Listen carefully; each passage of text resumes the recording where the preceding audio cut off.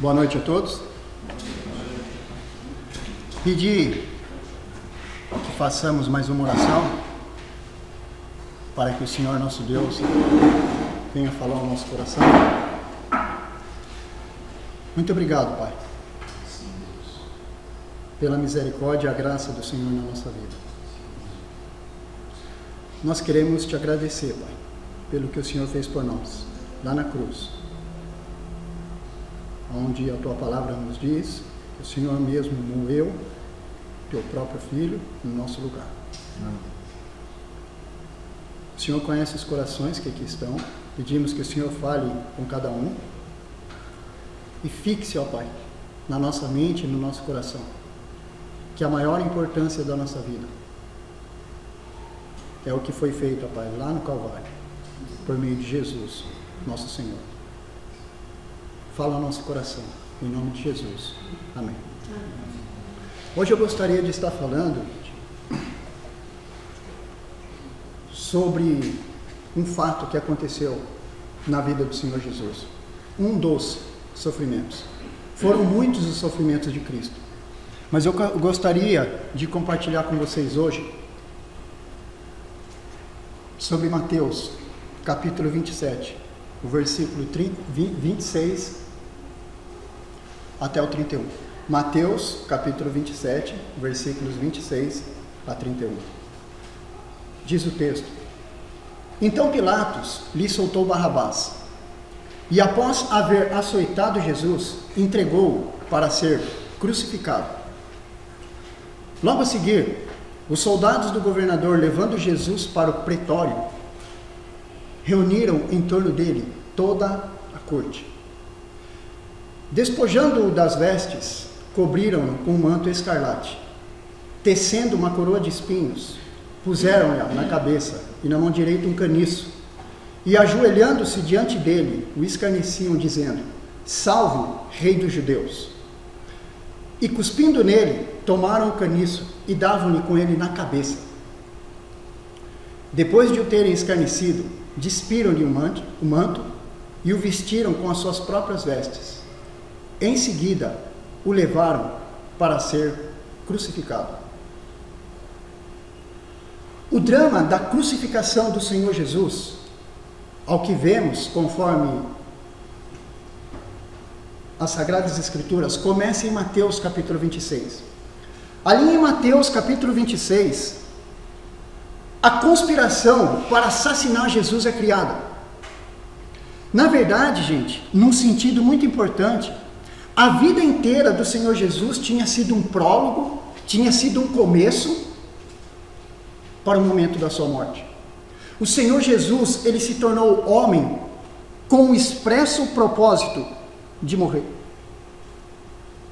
Nós vemos pelas Sagradas Escrituras que quando o Senhor Jesus se levanta diante de Pilatos para ser condenado à morte, se referindo à sua morte, ele mesmo disse: Eu para isso nasci e para isso vim ao mundo. Ele veio para morrer. E o Senhor Jesus, ele havia falado por várias e várias vezes da hora da sua morte como a minha hora. De fato, gente, tudo na vida do Senhor Jesus foi uma preparação dentro da soberania de Deus para a hora da sua morte. O Senhor Jesus Cristo, ele tinha declarado aos seus discípulos várias vezes que ele morreria nas mãos daqueles que o odiavam. E na verdade, bem antes da viagem final que o Senhor Jesus ele fez para Jerusalém, ele mesmo disse: o Filho do Homem está para ser entregue nas mãos dos homens, e estes o matarão.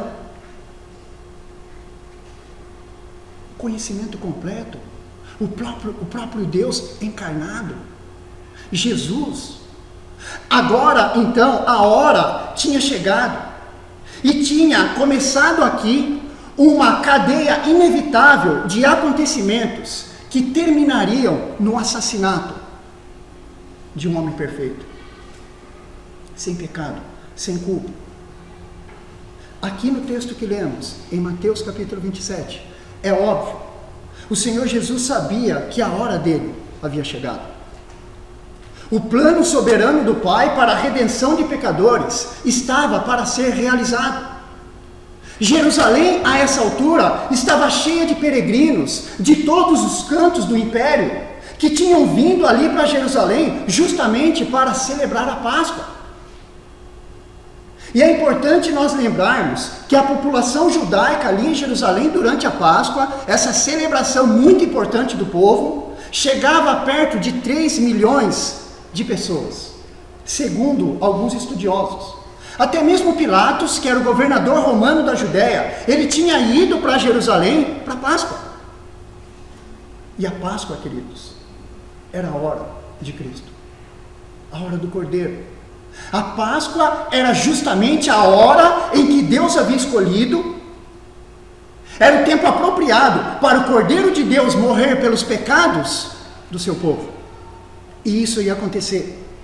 E conforme o texto, então, eu vejo que os açoites administrados por Pilatos foram apenas o início, um começo de uma série longa de torturas físicas e emocionais, que finalmente chegaria ao ponto mais elevado com a morte do Senhor Jesus, o nosso Salvador. E nesse texto, eu vejo que a zombaria cruel que aqueles soldados romanos organizaram foi uma zombaria cruel que eles fizeram para a própria diversão deles. A essa altura, Jesus, Deus, mas 100% homem, 100% humano, era como se o mundo inteiro tivesse se voltado contra Jesus. Agora então, judeus e não judeus, todos juntos, estavam ali e voluntariamente, e até alegremente participando do assassinato de Jesus, determinados a vê-lo morrer da maneira mais cruel possível, a execução romana, a cruz. E sobre a crucificação, gente, do Senhor Jesus, como eu disse no início, muitos foram os seus sofrimentos. O seu sofrimento começa desde o momento da encarnação, mas ela se acentua, ela chega ao Calvário, ela chega antes, já no jardim de Getsêmani, e vai se aumentando.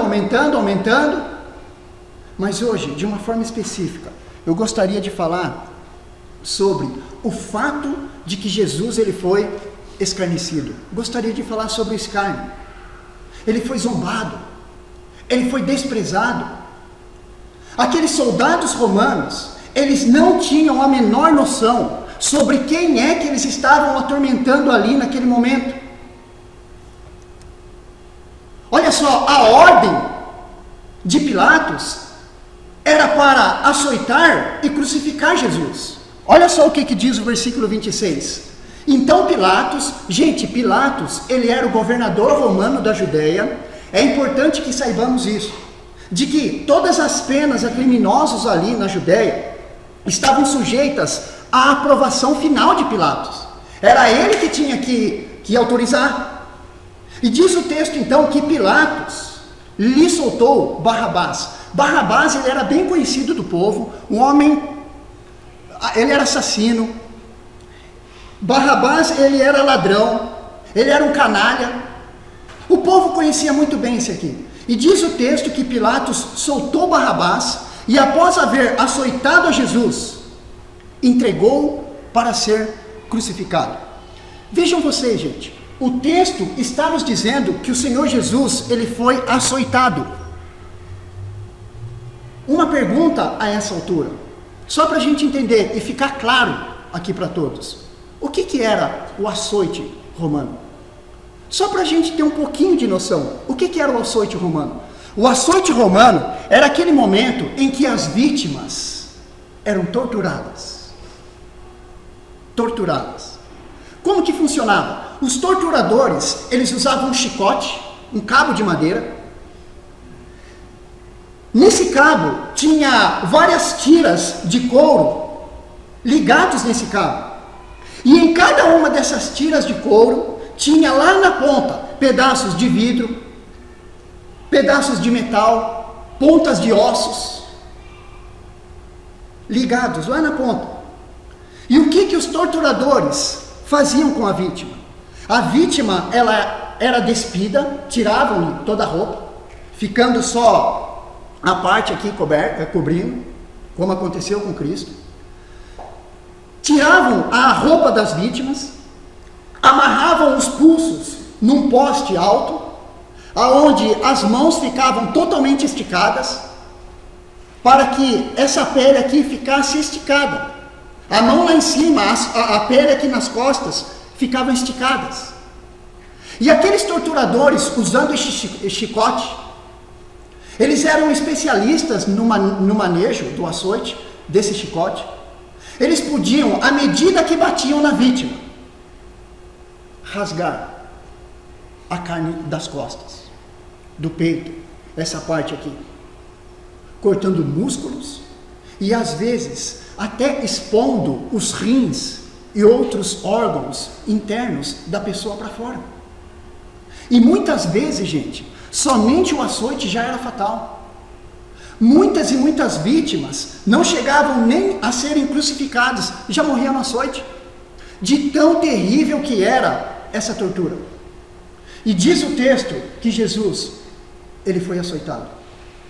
Ele passa por isso.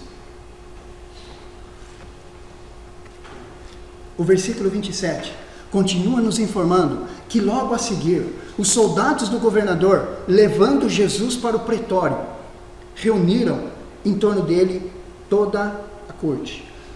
Diz esse versículo que os soldados levaram Jesus para o pretório. Uma outra pergunta: o que era o pretório? O pretório, gente, só para a gente entender, era a residência do governador romano da Judéia. Era a residência de Pilatos, que ficava em Jerusalém.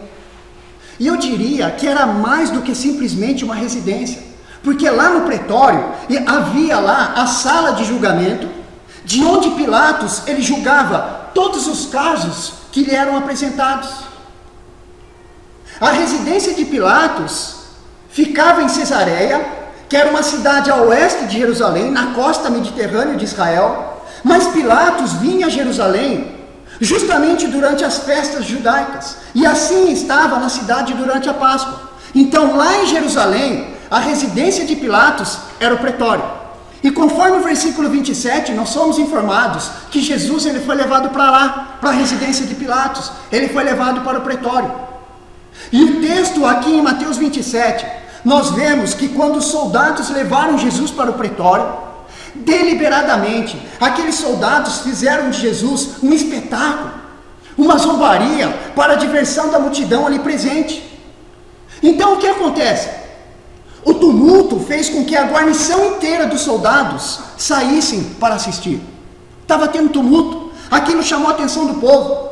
Então olha só como é que a guarnição inteira dos soldados saíram para assistir o que é que estavam fazendo com Jesus. O versículo 27 nos informa que os soldados do governador, levando Jesus para o pretório, levaram ele para lá então, para a casa de Pilatos, de onde ele julgava todos os casos que lhe eram apresentados. Depois que levaram ele para lá, para o pretório, diz no final que reuniram em torno dele, em torno de Jesus, toda a corte.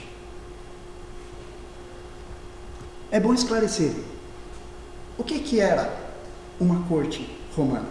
Olha só, se lá está nos informando que reuniram em torno de Jesus toda a corte, é legal nós entendermos que uma corte romana, ela consistia apenas, gente, somente de 600 soldados. O efetivo não era muito não, era pouco. 600 soldados. Já pensou que elite? Já pensou que exército? Uma corte romana consistia em 600 soldados. E esses soldados eram uma unidade de elite, designada para servir ao governador e manter a paz que era tão frágil naquela região mais instável do Império Romano. E sabe o que o texto nos diz, gente? Que esses soldados, sabe o que eles fizeram com o nosso mestre, com o Senhor Jesus? Eles escarneceram de Jesus. Esses soldados, eles zombaram de Jesus. E o versículo 28 nos diz que despojando-o das vestes, tiraram as vestes de Jesus, aí cobriram ele com um manto escarlate. É importante lembrar, gente, que a essa altura o Senhor Jesus já havia recebido tapas no rosto. Ele já tinha apanhado muitas vezes. O seu rosto estava inchado e sangrando. Agora pense vocês, cada um aqui, depois de ter sido açoitado, passado por aquele açoite, onde o chicote comia solto nas costas, ele tinha apanhado. Depois de passar por tudo isso, o que o versículo 28 nos informa? Que cobriram o Senhor Jesus com um manto escarlate.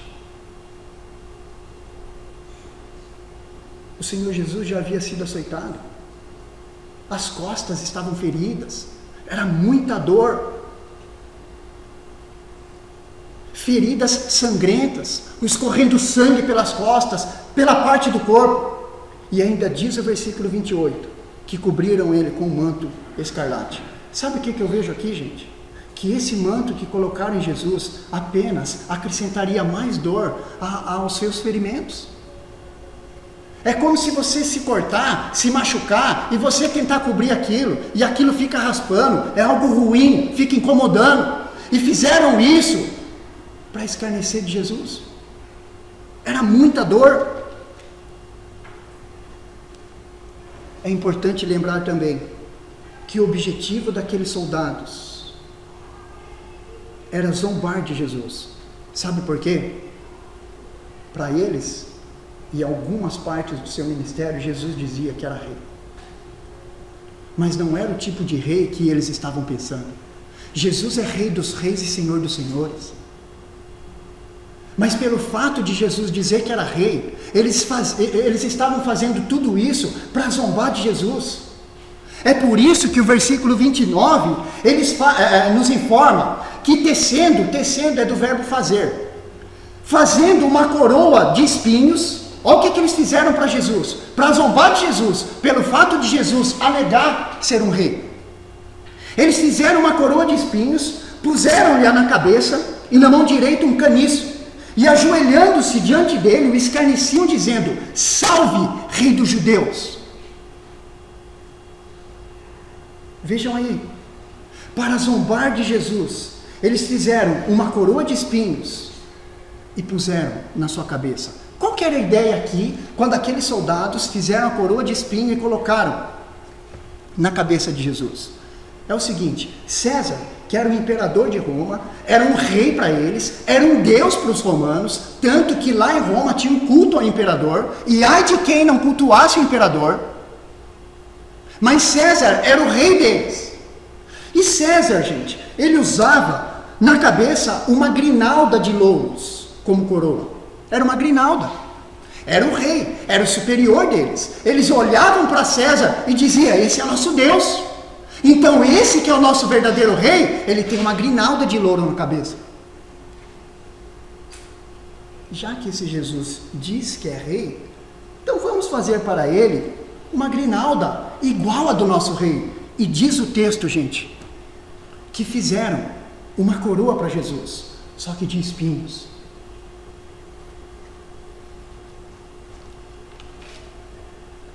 O objetivo daqueles soldados era zombar do rei dos reis.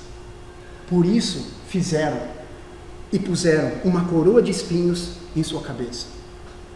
Gente, os espinhos na coroa de Jesus, evidentemente, era uma corrupção cruel daquela grinalda de louros que César usava na cabeça. E só lembrando, conforme alguns estudiosos dizem, que os espinhos na coroa de Jesus eram os espinhos mais compridos e pontudos, chegando a medir até 5 centímetros de comprimento, que penetrariam fundo na sua cabeça, à medida que a coroa fosse apertada sobre ela. Mais sofrimento para o Cordeiro de Deus.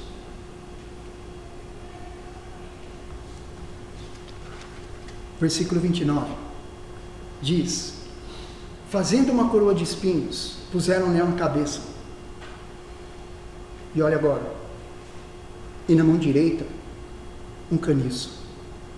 Gente, caniço é uma vara comprida. Tenham em mente, mais ou menos, como se fosse um cabo de vassoura. E diz o versículo 29 que puseram na mão direita de Jesus um caniço, uma vara. Qual que era a ideia aqui?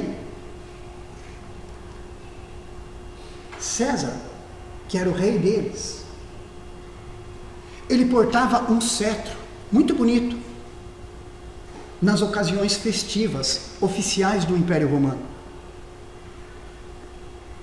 Já que esse Jesus, ele fala que é rei, vamos fazer para ele, e até colocar na mão dele, o cetro de rei. E nós somos informados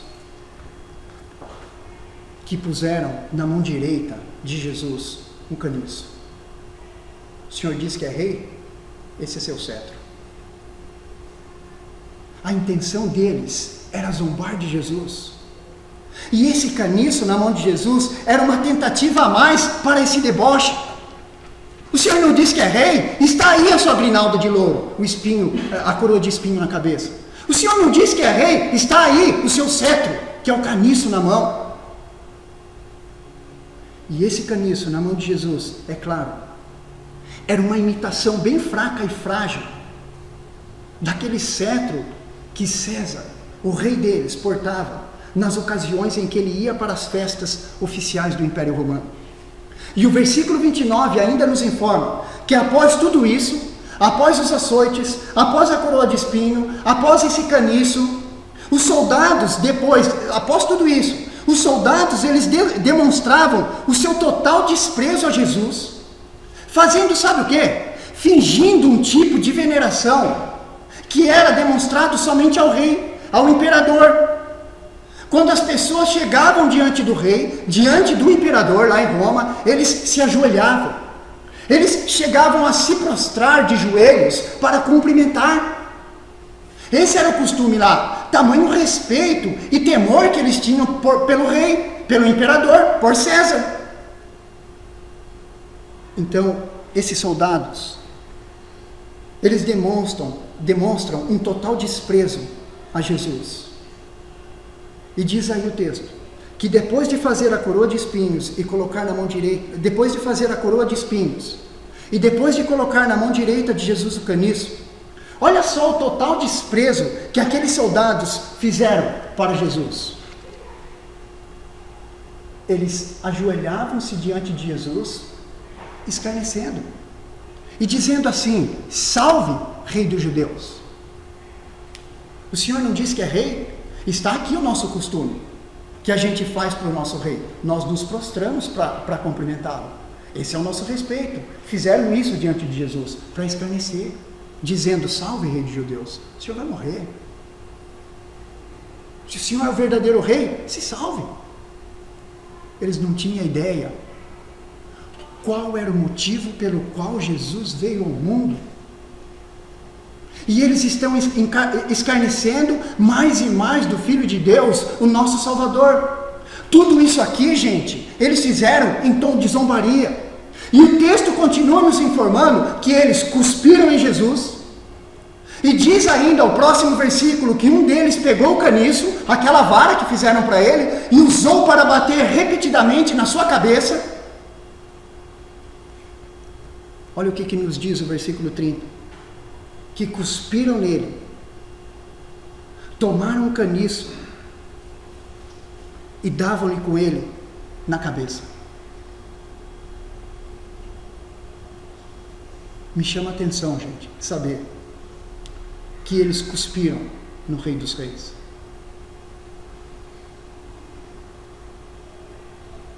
Me deixa comovido saber que eles pegaram aquele caniço e agrediram Jesus, batendo com aquele caniço, gente, com aquela vara na sua cabeça. Esse caniço era uma imitação frágil daquele cetro que César usava, mas esse caniço seria firme o bastante para infligir grande dor na cabeça de Jesus, que já estava completamente machucada, que já estava completamente ferida. Um texto paralelo, nesse mesmo episódio, nós somos informados pelo Evangelho de João, lá no capítulo 19, que nesse momento eles chegavam a Jesus e diziam: salve, rei dos judeus. E lá João diz que davam-lhe bofetadas. Davam-lhe bofetadas. O termo aqui, gente, davam-lhe bofetadas.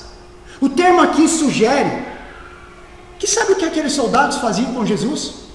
Aqueles soldados golpeavam Jesus com as mãos, provavelmente batendo com as mãos abertas, escarnecendo ainda mais, aumentando mais e mais a humilhação, e o povo, muito provavelmente a essa altura, os aplaudia. Um espetáculo. Gente, se eles soubessem de fato quem Jesus era, eles não teriam tratado desse modo. O Senhor Jesus se manteve em silêncio.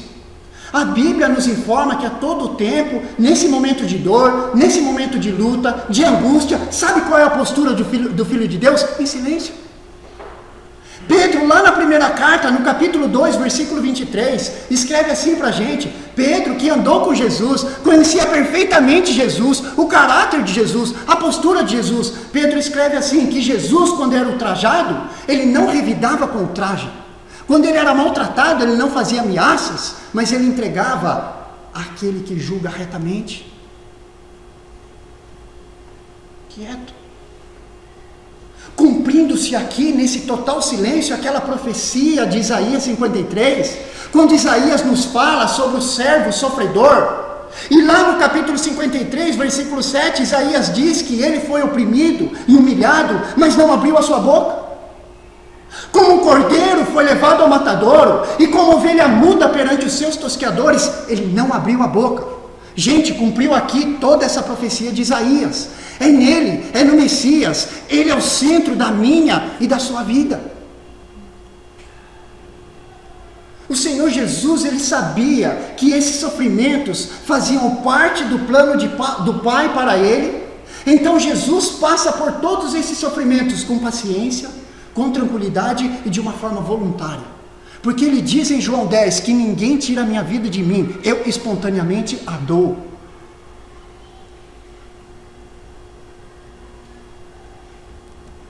Versículo 31, diz que depois de o terem escarnecido, depois de terem feito, gente, tudo isso aí para Jesus, todo esse escárnio, diz o texto que despiram-lhe o manto, aquele manto que tinham colocado nele, tiraram esse manto, e vestiram Jesus com sua própria roupa, suas próprias as vestes, e diz no final do versículo, que em seguida o levaram para ser crucificado.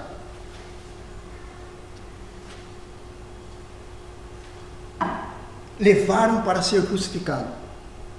É importante nós lembrarmos aqui também que as vítimas que fossem crucificadas, elas eram forçadas a carregar a sua própria cruz, elas tinham que carregar a própria cruz até o local em que ela seria executada.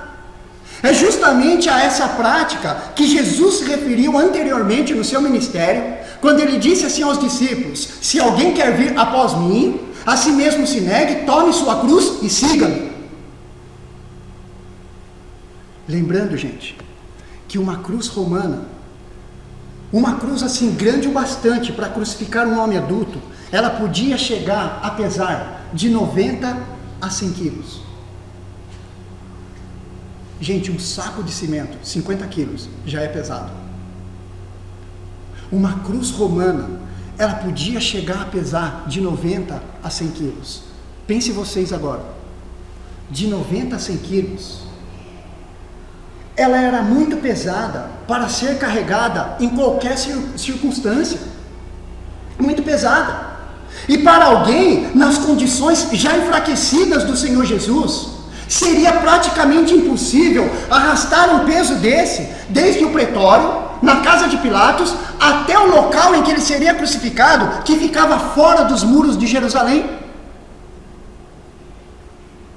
Jesus já estava debilitado, ele estava cansado, ele tinha apanhado demais, Seria praticamente impossível dele levar a cruz até o local da execução. Tanto é verdade que Mateus, no versículo 32 do capítulo 27 mesmo, Mateus nos informa que Jesus ele precisou de ajuda para carregar a cruz. E é na cruz, gente, que o Senhor Jesus, ele vai ser moído. É na cruz que o Senhor Jesus Cristo, ele vai morrer pelos pecados do seu povo. O Senhor Jesus, ali na cruz, ele bebe o cálice da ira de Deus contra os pecadores. Isaías capítulo 53, versículo 10, diz assim: ao Senhor, Pai, agradou moê-lo, moeu o Filho. Ali na cruz, Deus o Pai, ele moeu o próprio Filho, ele castigou o seu próprio Filho, como se o Filho tivesse cometido toda a iniquidade por todos os pecadores que creriam. Jesus morre pelo seu povo. É uma expiação eficaz. Jesus mesmo disse: eu sou o bom pastor, e o bom pastor dá a vida pelas ovelhas. E ele fez isso na cruz. Queridos, é importante nós frisarmos na nossa mente e deixarmos gravado no nosso coração que a cruz foi a própria ira de Deus contra o pecado. Pensem nisso. A própria justiça de Deus e o próprio sentido da justiça de Deus, o Senhor Jesus Cristo satisfez ali na cruz. Deus é justo, ele tem que punir o pecador. Ele faz isso jogando a culpa no seu próprio Filho, moendo o próprio Filho ali na cruz.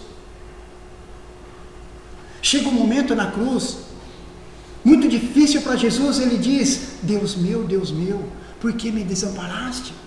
O próprio Pai, que teve comunhão com o Filho por toda a eternidade, chega um momento de uma forma misteriosa ali na cruz, que abandona o próprio Filho e morre o Filho ali na cruz, por causa de mim, por causa de você. O derramamento do sangue de Jesus ali na cruz foi uma oferta de pecado que ele faz ao Pai. O apóstolo Paulo, falando disso aqui, olha o que o apóstolo Paulo vai dizer em 2 Coríntios 5, 21. Paulo diz assim, que aquele, se referindo a Cristo, que não conheceu pecado, ele, Jesus, se fez pecado por nós, para que nele fôssemos feitos o quê? Justiça de Deus.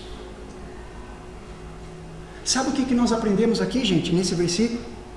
É que a nossa dívida, que era impagável, não tínhamos como pagar.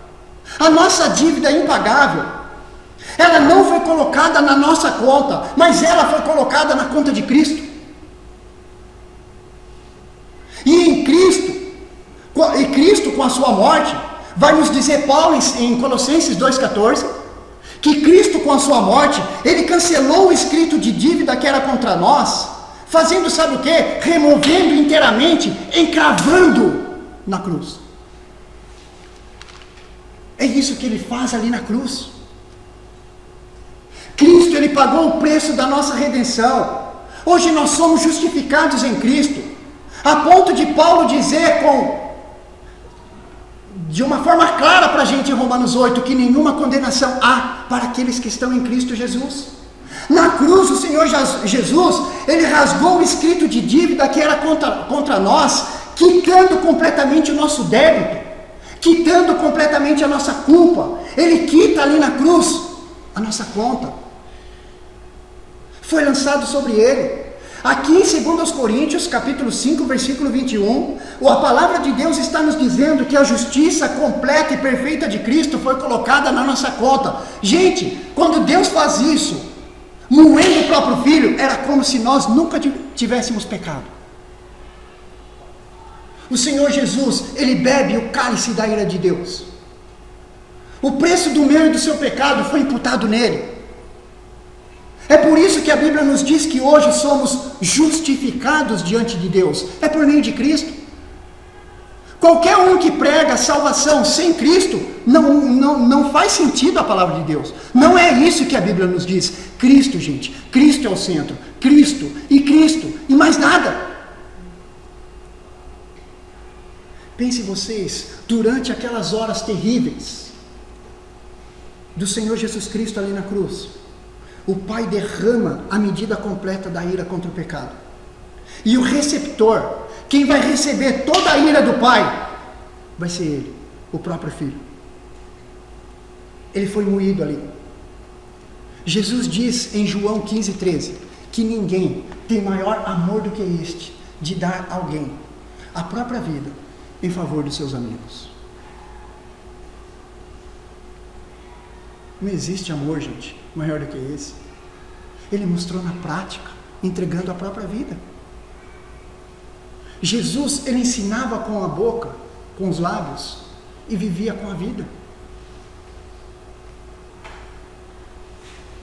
Para terminar, o que nós aprendemos aqui então, gente? Concluindo, e uma aplicação para a nossa vida. Nós aprendemos que Cristo sofreu, Cristo morreu, Ele foi sepultado, ao terceiro dia Ele ressurge dentre os mortos.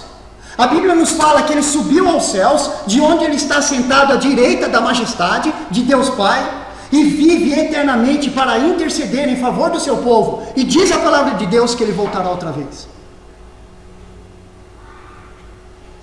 Então eu queria trazer uma aplicação para cada um aqui. Eu não sei como está a vida de cada um aqui.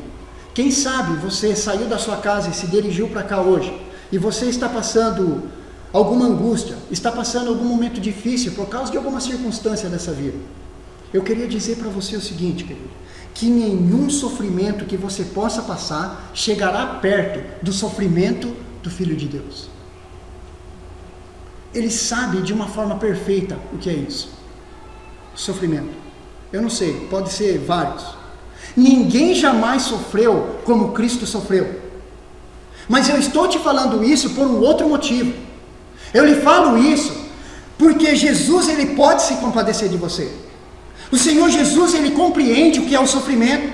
Ele sabe o que é ser traído, ele sabe o que é ser abandonado, ele sabe o que é ficar decepcionado com as pessoas. O Senhor Jesus Cristo, ele é o Salvador perfeito, completo para a nossa vida. Faço um convite para você, venha a Cristo nessa noite. Venha a Cristo. Receba-o como um pagamento pela culpa dos seus pecados. Venha a Cristo. Porque Ele mesmo disse que aquele que vem a mim, de maneira nenhuma os lançarei fora. Gente, que a essência da nossa vida, de todo o nosso caminhar, seja Cristo, a cruz, o Calvário. Ele ressuscitou, Ele está vivo. O motivo de nós estarmos aqui hoje é esse. Nós o adoramos, nós adoramos um Deus que está vivo, que quer fazer parte da sua vida se você ainda não conhece. Que Deus nos ajude, gente, a fixarmos tudo isso, gente, no nosso coração e na nossa mente.